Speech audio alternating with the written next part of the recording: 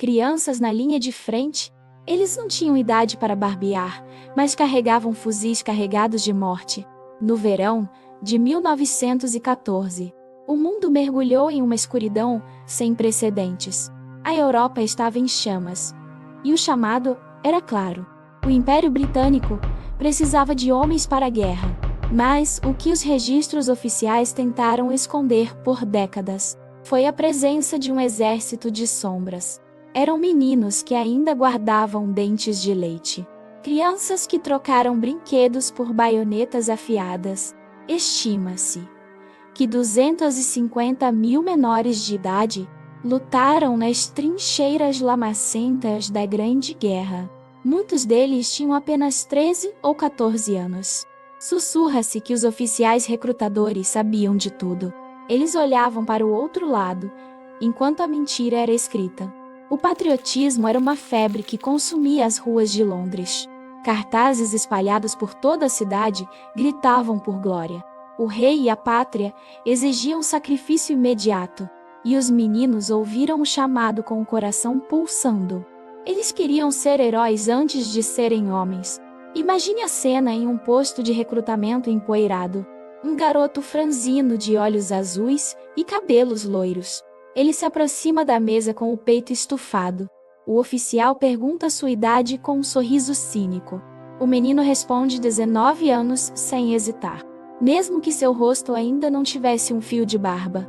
O recrutador apenas anotava o número falso no papel. Ninguém queria estragar o entusiasmo daqueles jovens. Afinal, a guerra seria curta e a vitória seria fácil. Ou, pelo menos, era isso que todos acreditavam na época. Esses garotos foram enviados para campos de treinamento.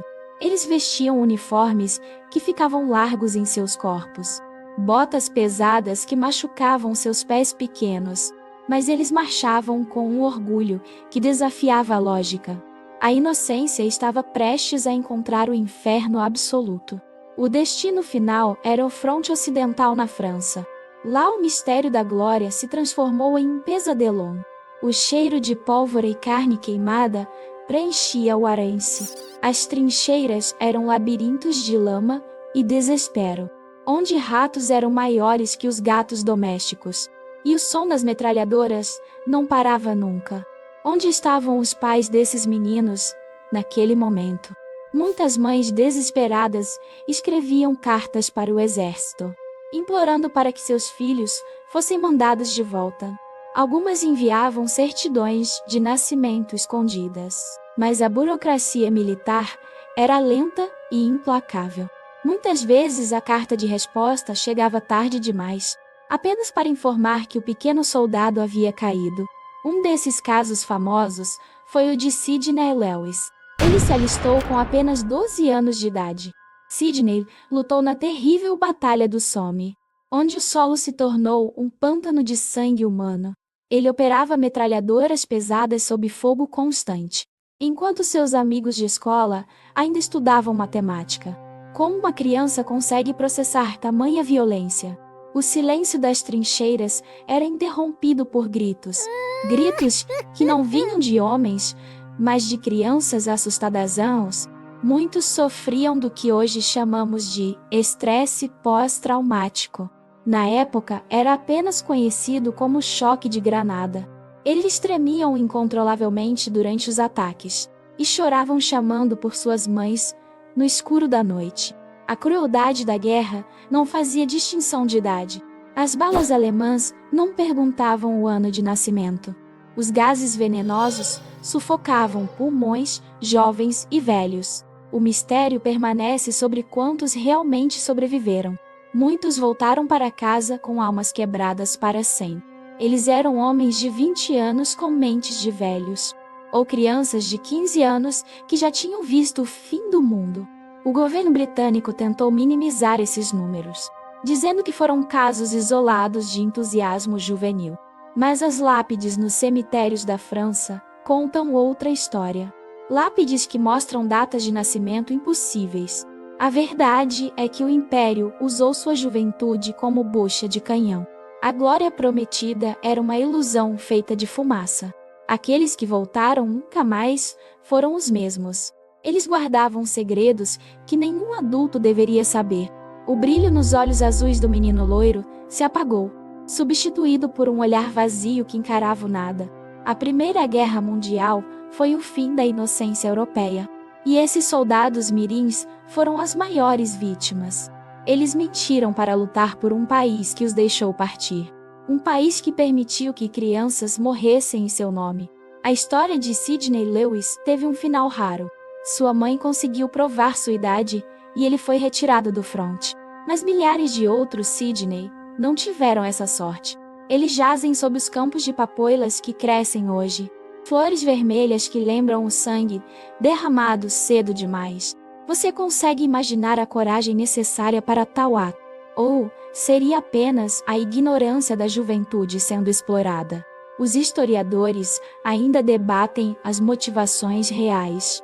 Seria o desejo de escapar da pobreza extrema nas cidades? Ou a pressão social de um sistema militarista brutal? Talvez fosse apenas o medo de ser chamado de covarde, em uma época onde a honra valia mais que a própria vida. Os registros de 1914 são assustadores. Eles revelam uma sociedade cega pela propaganda de guerra, onde meninos eram incentivados a se tornarem assassinos, antes mesmo de saberem o que era o amor ou a vida. A noite nas trincheiras era um teste de sanidade, onde cada sombra parecia um inimigo pronto para atacar. E o frio cortante atravessava os casacos finos. Muitos desses jovens soldados sofriam de pé de trincheira, uma doença que apodrecia a pele devido à umidade constante. Eles passavam dias com água até os joelhos, rezando para que o próximo projétil não tivesse seu nome.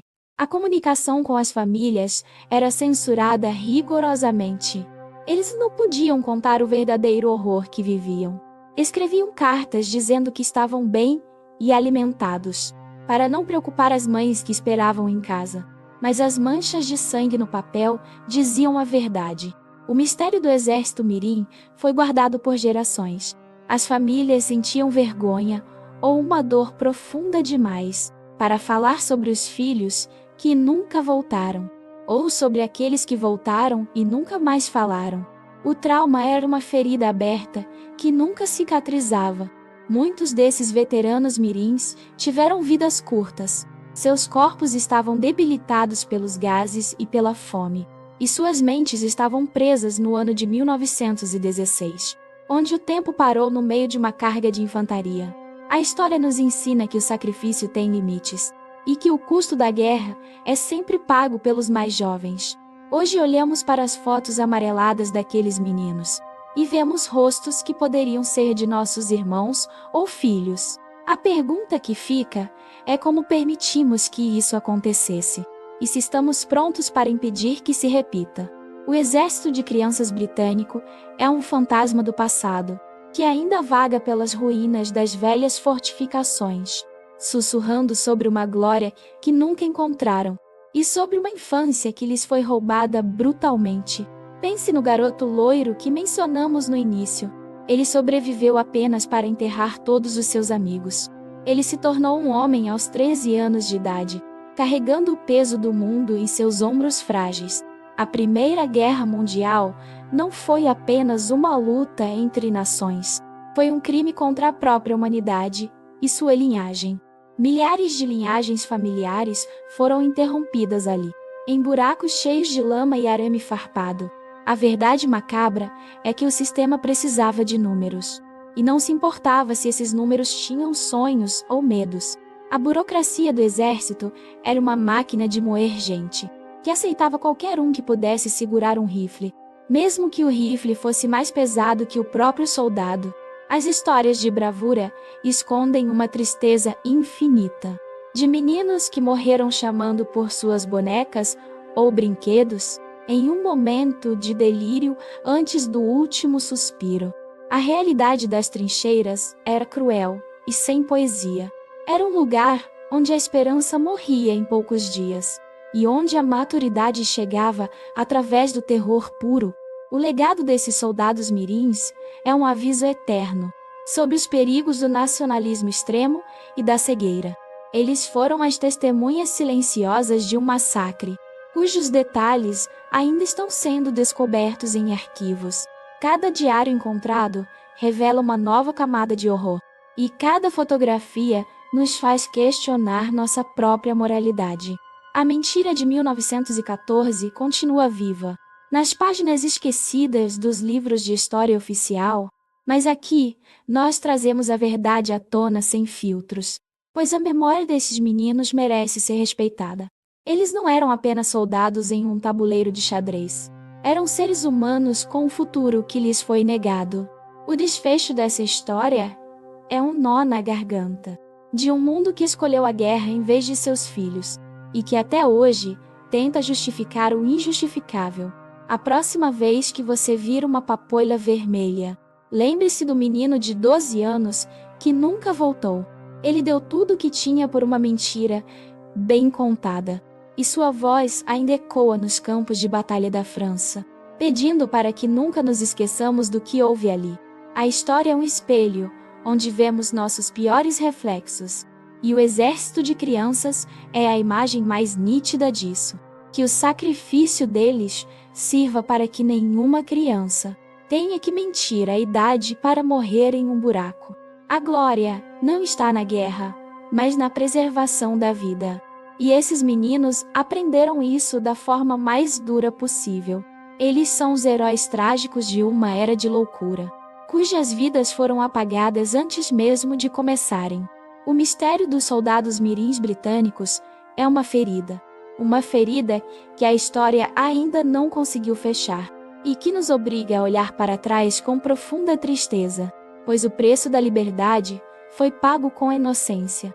Ninguém sabia que o conflito duraria 4 longos anos, e que levaria uma geração inteira para o túmulo. O Império Britânico nunca mais foi o mesmo depois disso, pois seu futuro foi enterrado na lama de Passchendaele. As crianças de 1914 foram esquecidas, mas seu silêncio agora grita mais alto que os canhões.